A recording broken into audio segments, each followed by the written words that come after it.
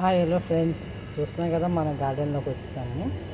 చక్కగా గోంగూర అనమాట. C vitamin గోంగూర వేసుకున్నాము. అంటే మనం గోంగూర తెచ్చుకుంటాం కదా, వాడేసిన తర్వాత అవి కాడలు నాటితే ఇలా గోంగూర వచ్చేసాయి. నెక్స్ట్ మనం మిరపకాయ గింజలు వేస్తే ఇట్లా మనకి పచ్చిమిర్చి చెట్లు కూడా వచ్చేసాయి. అలాగే గుమ్మానికి తెచ్చుకుంటాం కదా, బంతి పూలు వేసిన తర్వాత బంతి వేసి ఎండిపోయిన తర్వాత వేస్తాం కదా, అది బంతి చెట్లు వచ్చి బంతి పూలు కూడా వచ్చేసాయి. చూసినాం కదా ఫ్రెండ్స్, పప్పాయి కూడా చాలా వచ్చేసాయి. పప్పాయి తిన్న తర్వాత గింజలు వేసిన తర్వాత పప్పాయి చెట్టు ఇలా వచ్చేసింది.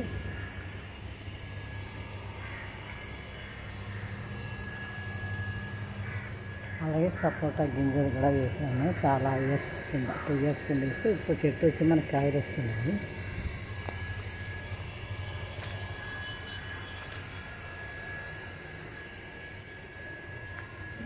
చిన్న పప్పాయిని చక్కగా మనకి కాయలు కూడా రావడం మొదలవుతుంది. నీళ్ళు ఎక్కువ పోస్తే వచ్చేస్తాయి తొందరగా. అలాగే మందార చెట్టు కూడా, మామిడి చెట్టు కూడా మన టెంకులు తినేసిన తర్వాత ఓపెన్ ల్యాండ్స్ ఉంటే కనుక వేసుకోవచ్చు. అలాగే జామి కూడా నేను తిన్న తర్వాత 2 కాయలు వేస్తే ఇట్లా వచ్చేసింది గింజలు వేస్తే.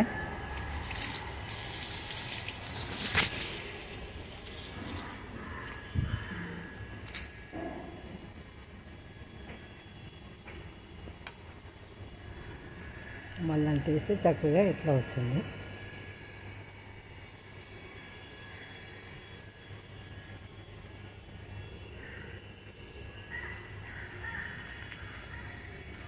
నిమ్మకాయ కూడా విత్తనాలు వేసాను. మనం నిమ్మకాయలు తెచ్చుకొని లెమన్ జ్యూస్ తీసుకుంటాం కదా, తర్వాత వేస్తే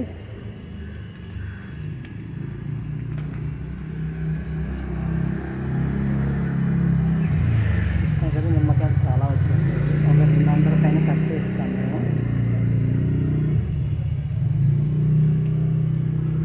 అలాగే పనస చెట్టు ఉన్న తర్వాత విత్తనాలు ఉంటాయి కదా, అవి వేస్తే చక్కగా మనకి పనస చెట్టు కూడా వస్తుంది. కాకపోతే టైం పడుతుంది.